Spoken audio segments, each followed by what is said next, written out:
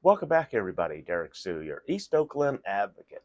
Well, now that the African American Sports and Entertainment Group now owns the Oakland Coliseum, they paid the initial down payment of $5 million was completed late Thursday of last week, and they agreed to pay $125 million to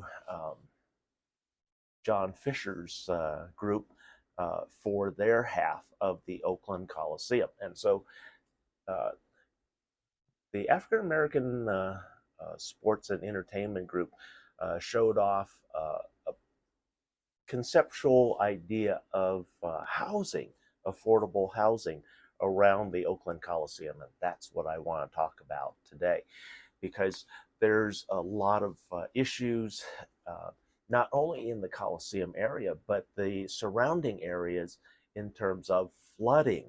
And that also applies to the sewers, because um, down here where we are situated, uh, the, the land is literally 5 feet above the water table.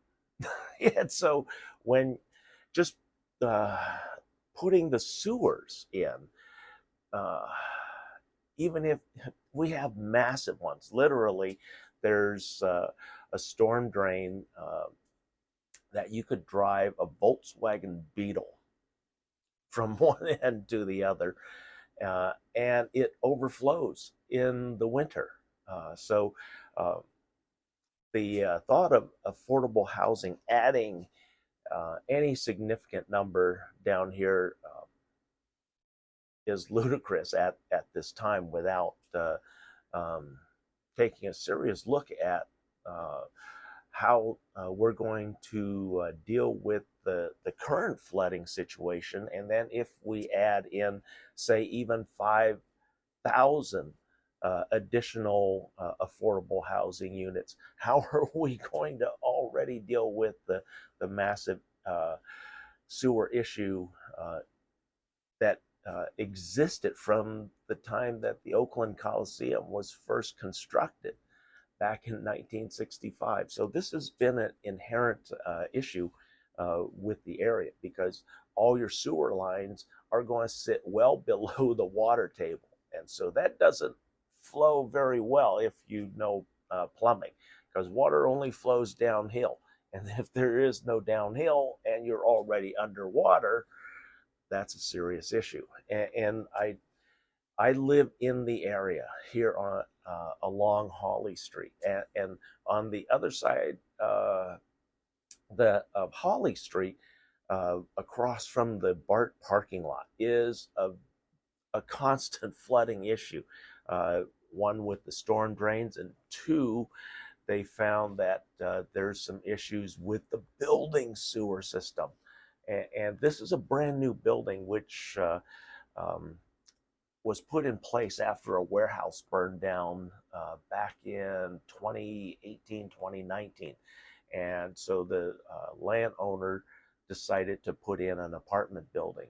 But then, um, after the building was constructed, it's literally uh, years after, 4 years after that, when the building was first started construction, it still is not occupied. And it's been in the news. Last winter, the entire lower floor was underwater for a week. And so these are issues that the business group is going to encounter with the sewer systems down here. They're talking about adding a lot of shopping. They're talking about adding a lot of um, housing. And the Oakland Coliseum, uh, because of the sewer system and the issues that were came with it that engineers didn't anticipate, there's now a national test for every new stadium. It's called the flush test. And what they do, they simultaneously flush every toilet and urinal in the entire stadium simultaneously to see if it overloads the sewer system like the Oakland Coliseum. Uh, and that's why a lot of people, a lot of teams hate the Oakland Coliseum, because in the winter, um, the locker rooms flood. Water actually comes up through the floor drains. So that's an issue. That's a really big issue, because the locker rooms sit below sea level, and everything that's going to be put in the foundations. We're talking at least 20-foot deep foundations, and possibly even 60 feet of depth into the ground, because the actual playing field that you see is underwater, and it is a concrete pool that surrounds the entire field behind the fences that contain the water. For a lot of you that don't know that, but that was revealed a number of years ago. And so that's a problem no matter how you look at it. The sewer systems will be overloaded.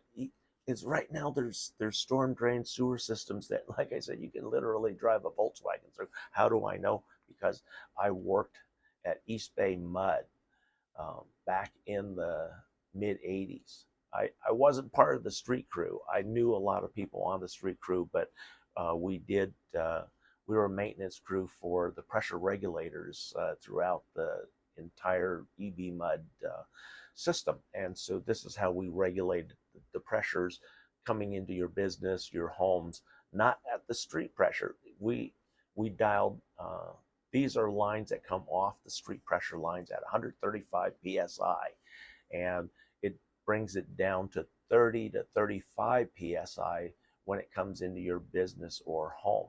But there are some exceptions, because my home here in Oakland, down in the Grand Lake area on Santa Clara Avenue, did not have a regulator on that home. And when I was redoing all the water pressure, after I had repiped the entire home, turned the water back on, and had a gauge on there, that's when I found out that it was unregulated water pressure, 135 PSI into the home. So, yeah. So some places will have great flow of water, and other places, like down here in the Coliseum area, has terrible flow. Again, sewers and streets are constantly backing up throughout the area. The BART parking lot during the winter usually sees a lot of water, and a brand new building just what is that, 5 blocks away from me, still sits unoccupied after 4 years of construction because of sewer outflow issues, and then the constant flooding that happens in this area, because it is a very low-lying area with very poor drainage. So that's the challenge for affordable housing down here in the Oakland Coliseum area. Thanks for joining me. We'll be right back.